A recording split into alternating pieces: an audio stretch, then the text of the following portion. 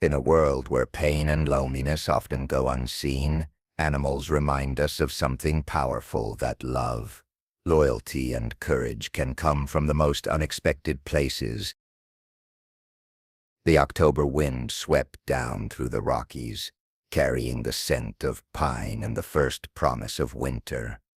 Ethan Cole stood on the weathered deck of his cabin, coffee mug warming his hands as the sun broke over the jagged peaks of Colorado. 5 years he had lived here, trading the chaos of Denver for the silence of the wilderness, swapping deadlines for sunrises. His camera sat ready on the railing, always within reach, always waiting for that perfect shot of an elk at dawn or an eagle in flight. The morning felt ordinary, the kind of ordinary that comes with routine, with knowing every sound the forest makes, every shift in the light.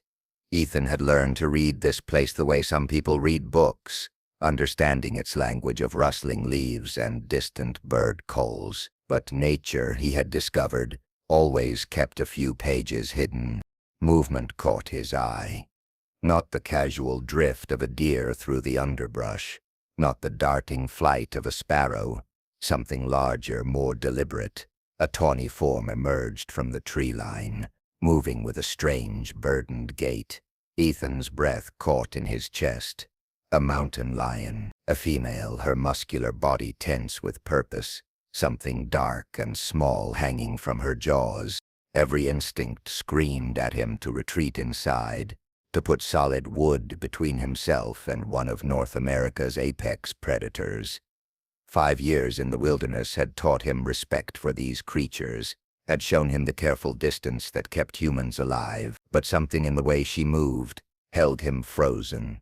There was no hunt in her stride, no predatory focus. There was desperation.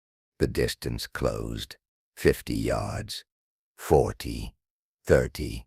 The morning light revealed what she carried. A cub, limp and bloodied, one tiny leg hanging at an unnatural angle. Dark stains matted the golden fur of its shoulder. The cub's chest rose and fell in shallow, painful breaths. 20 yards. Ethan's heart hammered against his ribs. The mother lion's amber eyes locked onto his, and in that moment, something passed between them that transcended the boundaries of species. Not predator and prey, not animal and human, just two beings standing at the threshold between life and death. She stopped at the base of the deck stairs. With a gentleness that seemed impossible for such a powerful creature, she laid the cub on the wooden steps. The tiny mountain lion let out a weak, pitiful cry. Then the mother stepped back, never breaking eye contact with Ethan. The message needed no translation. Save my baby. Ethan's mind raced. This was insane. Dangerous. Against every rule of wildlife interaction he had ever learned. You didn't engage with wild predators. You didn't invite them into your space.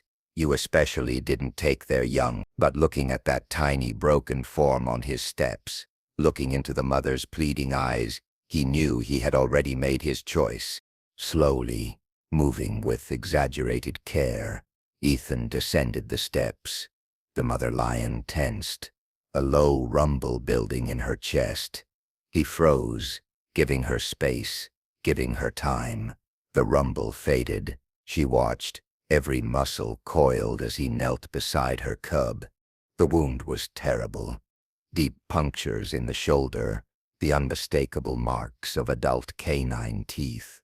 Male mountain lions sometimes killed cubs to bring females back into breeding condition, a brutal reality of wildlife that Ethan had photographed but never witnessed this closely. The cub's breathing was rapid and shallow, her eyes glazed with pain and shock. "Okay," Ethan whispered, though he knew it was anything but okay. "Okay, I've got her." He pulled off his flannel shirt, wrapping the tiny, trembling body as gently as he could. The cub weighed almost nothing, all fur and fragile bones. As he lifted her, the mother lion made a sound he had never heard before, something between a growl and a whimper. But she didn't attack. Instead, she climbed onto the deck, chose a spot near the door, and lay down. A sentinel, a guardian, a mother who had just placed her entire world into the hands of her species' greatest threat. Ethan carried the cub inside, his hands shaking, his mind already reaching for his phone. This was beyond him, way beyond, but he knew someone who might help. The cabin felt different with the cub in it, as if her presence had shifted something fundamental in the space. Ethan laid her on the kitchen table, the morning sunlight streaming through the window illuminating the full extent of her injuries. Blood matted her tawny fur, dark and fresh, mixed with dried and crusted. The shoulder wound gaped open, revealing torn muscle beneath. His hands fumbled with the first aid kit, pulling out gauze and antiseptic with movements made clumsy by adrenaline. The satellite phone, his lifeline to the outside world, sat heavy in his palm as he dialed Tyler's number. 1 ring, 2, 3. "Hayes here." Tyler's voice came through rough with sleep. "Tyler, it's Ethan. I need help now."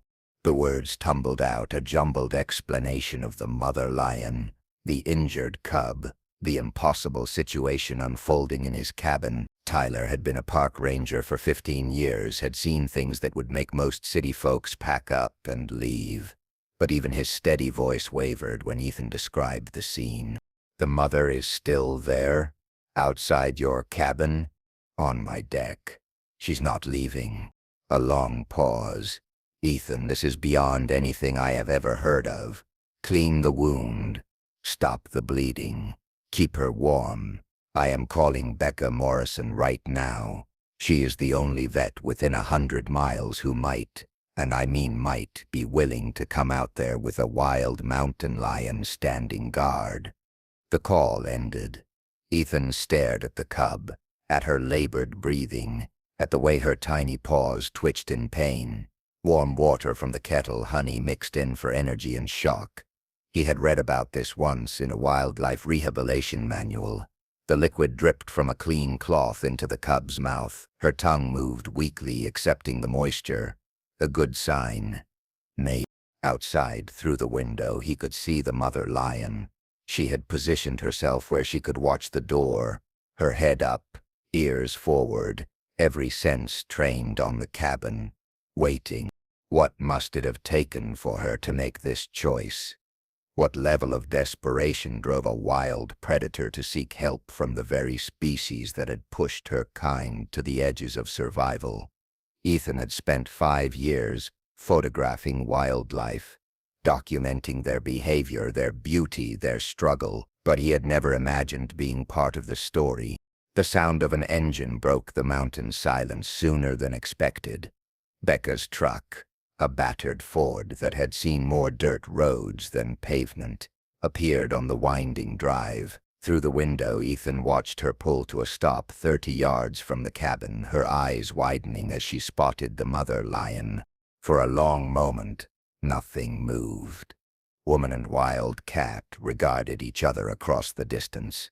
Then Becca opened her door slowly, grabbing a veterinary bag from the passenger seat, but leaving her tranquilizer rifle behind. A calculated risk, a show of trust. The mountain lion rose to her feet, every muscle tense, but she didn't charge, didn't bare her teeth, just watched as Becca approached with careful, measured steps. "I have heard stories," Becca said softly as she climbed the steps, never taking her eyes off the lion. "Old-timers talk about things like this, animals seeking out humans when their young are dying, but I never believed it was real." She slipped through the door that Ethan held open, and her professional demeanor shifted the moment she saw the cub. "Oh God, male attack. I have seen this before, but usually we find the cubs already dead." Her hands moved with practiced efficiency, opening her bag, pulling out supplies. "This little girl is a fighter." Antibiotics flowed through a syringe into the cub's tiny body. The needle pierced skin, and the cub flinched, letting out a cry that made both humans freeze. Outside, the mother lion stood, her body rigid, But she didn't come through the door. She trusted. Impossibly, she trusted. Amoxicillin, Becca explained, her hands moving to clean the wound.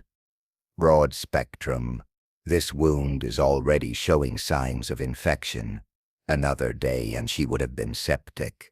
Thread and needle, the practiced movements of someone who had stitched up countless injuries. The shoulder is bad, but I think the bone is intact. She is going to need x-rays. The sun climbed higher as they worked. Bandages wrapped around the small body, fluid injections for hydration, pain medication calculated to the cube's estimated weight.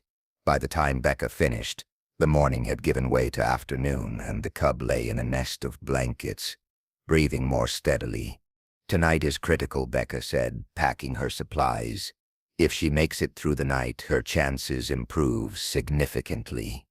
Call me every 2 hours with updates. As Becca left, walking past the mother lion with the same careful respect, Ethan settled in for what he knew would be the longest night of his life. The oil lamp cast warm light across the cabin as darkness fell over the Rockies. Outside, the mother lion remained at her post, her eyes reflecting the lamplight like two golden coins in the darkness. Hours passed in a rhythm of shallow breathing and mountain silence. Ethan's hand rested lightly on the cub's side, feeling the flutter of her heartbeat, the warmth of life still fighting to stay. Every hour he checked her temperature, added drops of water to her mouth, adjusted the blankets. The clock on the wall ticked steadily, marking time in the space between life and death. At 2 a.m. he called Becca, still breathing. Temperature is holding steady. At 4 a.m., another call. She opened her eyes for a moment, looked at me. At 6 a.m., as the first gray light of dawn touched the peaks, the cub stirred. Not just the random twitches of unconsciousness, but purposeful movement. Her eyes opened, cloudy but aware. When Ethan's hand touched her head, she responded. A tiny rumble that might have been a purr or might have been pain, but was definitely a sign of awareness. Ethan opened the cabin door as the sun rose. The mother lion immediately stood, alert, every sense focused on him.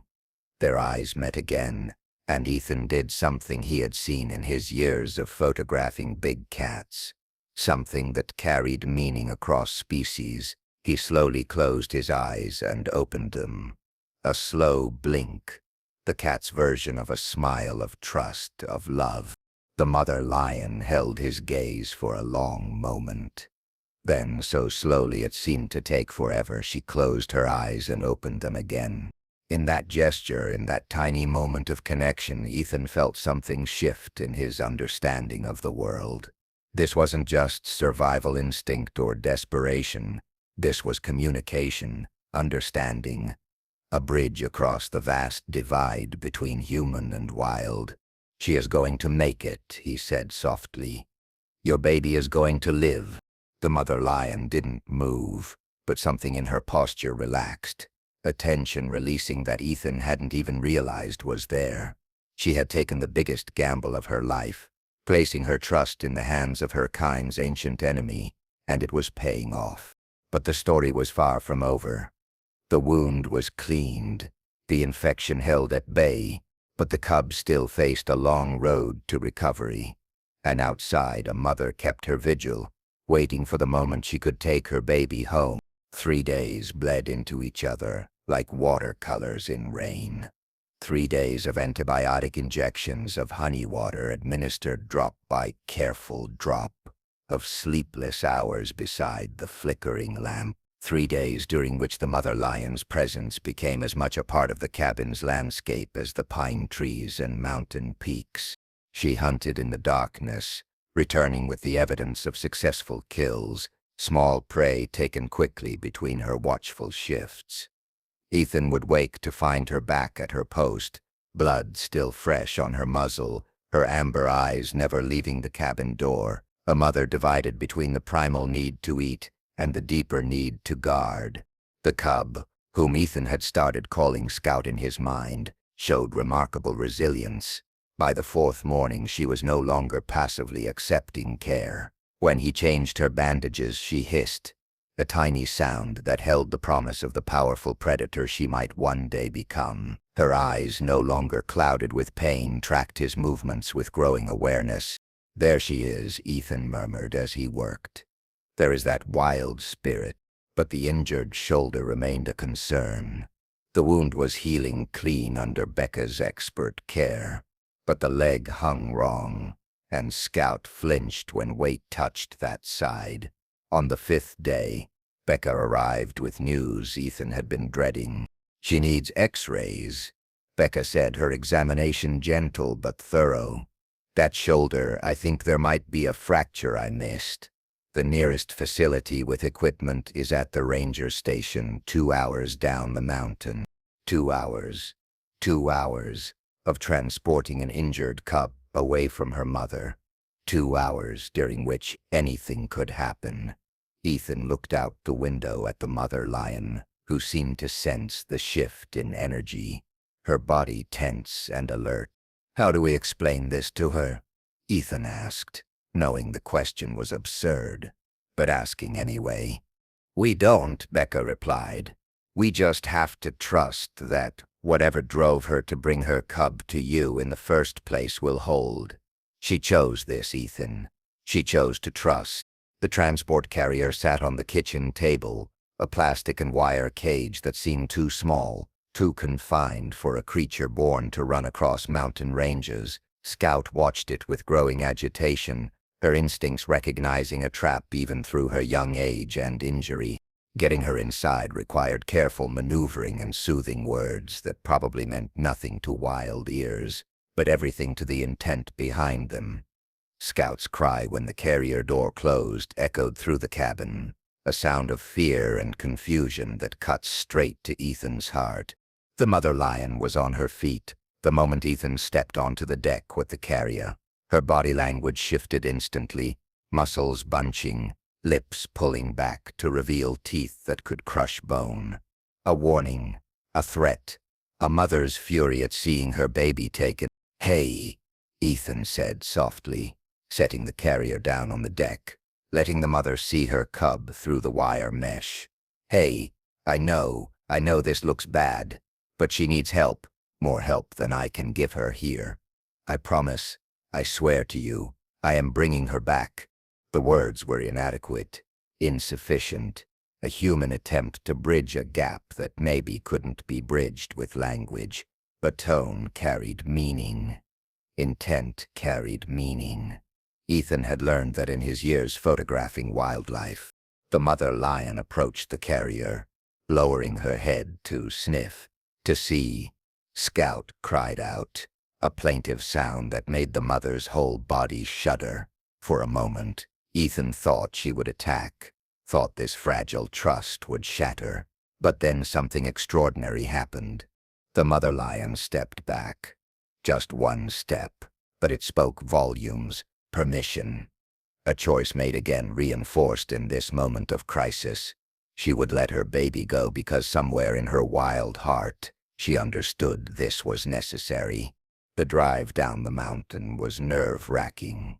Every bump in the dirt road made Ethan wince, worried about Scout's injuries, about the pain each jolt must cause. She cried occasionally, small mournful sounds that seemed too large for her tiny body. By the time they reached the ranger station, Ethan's knuckles were white on the steering wheel.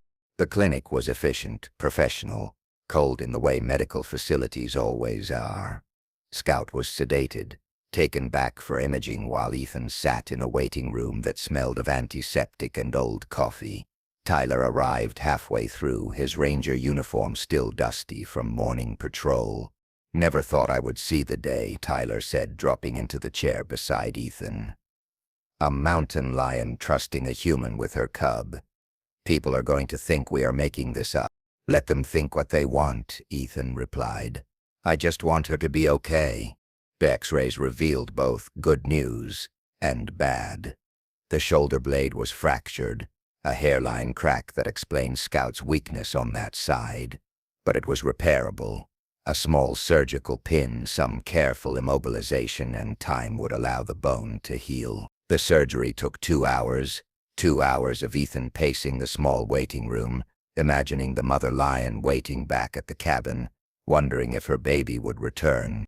By the time Scout was out of surgery, wrapped in bandages with a small metal brace on her front leg, the afternoon had faded into evening.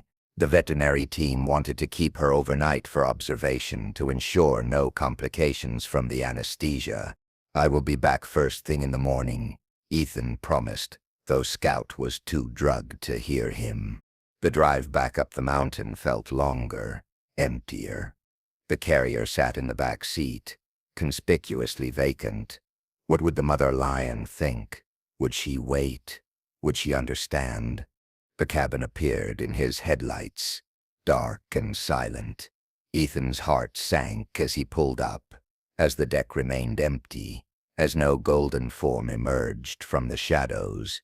She was gone. Of course she was gone. He had taken her baby and not returned it. Why would she stay? Inside, the cabin felt hollow. The nest of blankets where Scout had lain seemed to mock him with its emptiness. Ethan didn't sleep that night. He sat by the window watching the darkness, hoping for a glimpse of tawny fur, for the reflection of amber eyes. Nothing. Dawn came gray and cold. Ethan forced himself through the morning routine, coffee and a shower, preparing for the drive back down the mountain. Maybe the mother lion had given up.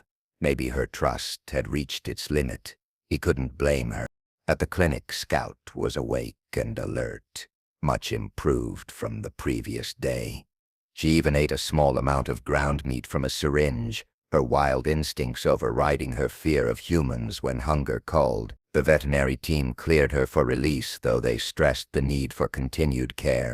"She is going to need that brace for at least 6 weeks, the lead vet explained. "Keep the wound clean and dry. Antibiotics twice daily. And Ethan, if the mother comes back, if she tries to take the cub, let her. At a certain point, we have to let nature be nature." The drive back up the mountain was slower, more careful. Scout cried less this time, perhaps exhausted from everything she had been through.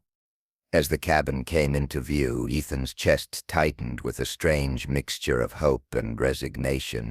The deck was still empty. The mother lion had not returned. Ethan carried Scout inside, setting up the nest of blankets again, watching as she settled with careful movements that favored her injured side. She looked at him with those amber eyes, so like her mother's, and he felt the weight of responsibility settle heavy on his shoulders. "It is just you and me now, girl," he said softly. "I guess your mama decided you are safer here." But as he looked out the window at the vast wilderness beyond, at the peaks and valleys where a mother lion might be watching from a distance, Ethan wondered if that was really true. Maybe she hadn't abandoned her cub. Maybe she had entrusted her baby to him, a decision that must have torn at every wild instinct. Maybe this was the ultimate act of maternal love, knowing when to let go, knowing when another could provide what she could not. The days that followed established a new rhythm. Scout grew stronger, her personality emerging from beneath the pain and trauma. She was curious, bold despite her injury, exploring the cabin with the fearless confidence of apex predators. Ethan worked from the cabin, his photography assignments adapted to include the tiny mountain lion who had taken over his life. He left the door open at night, a gesture of respect for the mother he hoped was still out there watching. An acknowledgement that Scout wasn't his to keep, merely his to care for until nature decided otherwise. But the mother lion didn't return, and slowly, painfully, Ethan began to accept that maybe she never would. 2 weeks became 3. Scout took her first steady steps on all 4 legs, the brace supporting her healing shoulder. Her appetite grew, demanding more food, more variety. Ethan supplemented with raw meat from town, watching as Scout's hunting instincts wakened, as she stalked and pounced on toys made from rope and leather.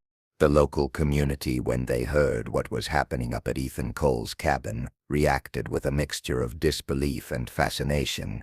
Visitors started appearing, wildlife enthusiasts and curious neighbors, all wanting to see the miracle cub. Ethan turned most away, protective of Scout's peace, allowing only Tyler and Becca regular access. Wildlife researchers came too, with cameras and notebooks, documenting this unprecedented case of interspecies trust.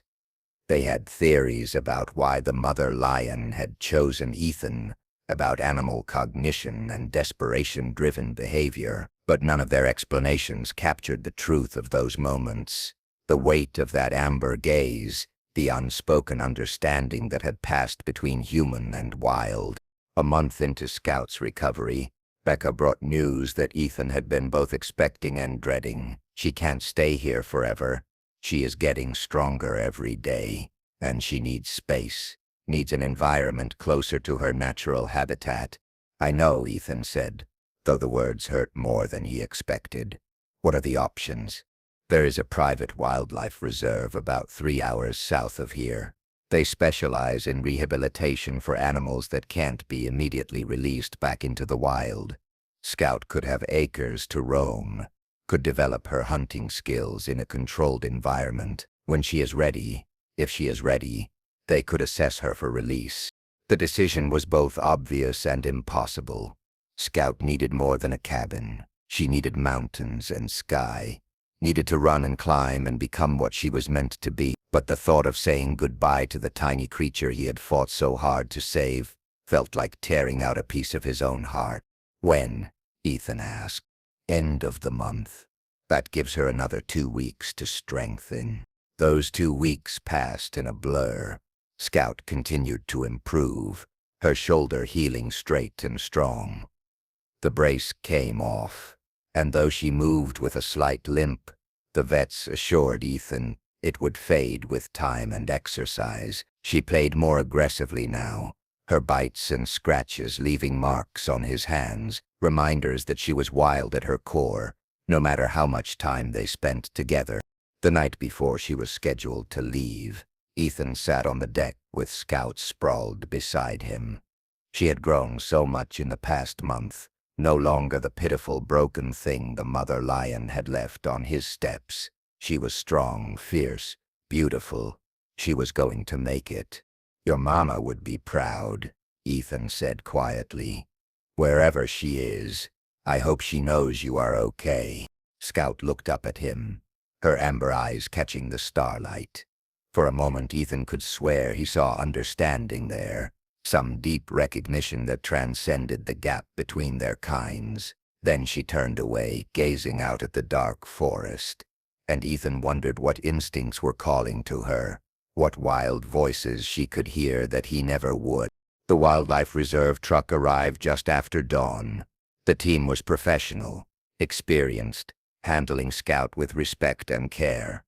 They had a larger transport carrier, one that gave her room to turn around to see out. Scout resisted initially, hissing and swiping, but eventually allowed herself to be guided inside. Ethan carried the carrier to the truck, his hands unsteady, his throat tight. This was the right thing. He knew that. But knowing something intellectually and accepting it emotionally were two different battles. As the team secured the carrier in the truck bed, movement caught Ethan's peripheral vision. A flash of tawny gold at the tree line. His breath stopped. There, barely visible in the dappled morning shadows, the mother lion stood watching. She had come back. After weeks of absence, she had returned for this moment. Ethan nudged Tyler, who had come to help with the transport. "Do you see her?" Tyler followed his gaze, his eyes widening. "How long has she been there?" "I don't know, but she is here. She came to see." The mother lion made no move to approach. She simply stood, her amber eyes fixed on the truck, on the carrier that held her cub. Scout, as if sensing something, let out a cry, a sound that carried across the distance. The mother lion's ears swiveled forward, her entire body focused on that sound. For a long moment, nothing moved. Mother and cub, separated by distance and circumstance, connected by something deeper than proximity.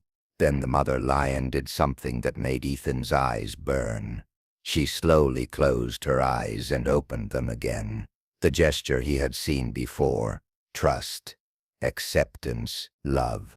"She understands," Ethan whispered. "She knows we are taking Scout somewhere safe." The truck engine started, breaking the spell. As the vehicle began to move, Scout cried out again, her small face pressed against the carrier mesh. Looking back, the mother lion remained motionless until the truck disappeared down the dirt road, taking her cub to a new life. Only then did she turn, melting back into the forest with the grace of a shadow, leaving only the memory of her presence and the profound weight of her trust. Ethan stood on the empty deck, the morning sun warm on his face, the mountain wind carrying the scent of pine and possibility. His cabin would be quieter now, emptier, but the lessons of the past month would stay with him forever. A wild mother had chosen to trust him with the most precious thing in her world. She had seen past thousands of years of conflict between their kinds, had recognized something in him that transcended species, that spoke to the capacity for compassion that exists across all boundaries when we choose to listen. In the distance, an eagle cried out, its call echoing across the valleys. Ethan picked up his camera, the familiar weight grounding him. He had come to the mountains to capture images of wildlife, to document their beauty and behavior from a safe distance. Instead, he had become part of a story that no photograph could fully capture, a moment of connection that existed beyond the frame. Scout would thrive at the reserve. She would learn to hunt, to climb, to become the magnificent predator she was meant to be. Maybe one day she would return to these mountains, would roam free across the same peaks her mother called home. Maybe one day from a distance Ethan would see a tawny form with a slight limp in her gait and know it was her. But even if he never saw her again, even if their paths never crossed after today, he would carry this experience forever. The weight of tiny paws on his chest, the sound of small cries in the night, the reflection of amber eyes watching from the deck, the slow blink of trust from a wild mother who had no reason to believe in human kindness but chose to anyway. In a world that often felt divided, that drew lines between species and erected walls between different kinds of beings, a mountain lion had shown him something profound. That compassion can cross any boundary, that trust can exist even in the most unlikely places, that sometimes when we are brave enough to meet each other at the threshold between our worlds, miracles can happen. Ethan walked back inside, the cabin feeling different now, marked by the presence of something extraordinary. Outside, the Rockies stretched endlessly, wild and beautiful and full of secrets. Somewhere out there, a mother lion moved through the shadows carrying the knowledge that her cub was safe. And somewhere down the mountain, that cub was beginning a new chapter, stronger for having been saved, forever marked by the intersection of wild and human care. The story had come full circle, but its impact would ripple outward, touching everyone who heard it. A reminder that in our capacity to help, to heal, to extend compassion beyond our own kind, we find the truest expression of what it means to be human. And in the wild's capacity to recognize that compassion, to trust in it despite every instinct screaming caution, we see the profound intelligence and emotional depth that exists in the natural world. As the sun climbed higher over the Colorado peaks, Ethan returned to his computer, to the photographs he had taken over the past month. Images of Scout sleeping in her nest of blankets, of her first wobbly steps, of her amber eyes staring into the camera with fierce determination. These photos would tell the story better than any words could. They would show the world what he had witnessed: the power of trust, the universal language of love, the unbreakable bond between a mother and her child, even when that bond requires letting go. And maybe, just maybe, they would inspire others to look at the wild world with new eyes, to see not just animals but fellow beings capable of thought and emotion and choices that require tremendous courage. The mother lion had made her choice, had placed her faith in the hands of a stranger, and in doing so had given everyone who heard her story a gift. Hope, understanding, a glimpse of what becomes possible when we meet each other not as enemies but as fellow travelers in this strange and beautiful world. This story is more than just about survival. It's about the unbreakable bond between humans and animals and how sometimes they don't just share our lives, they save them.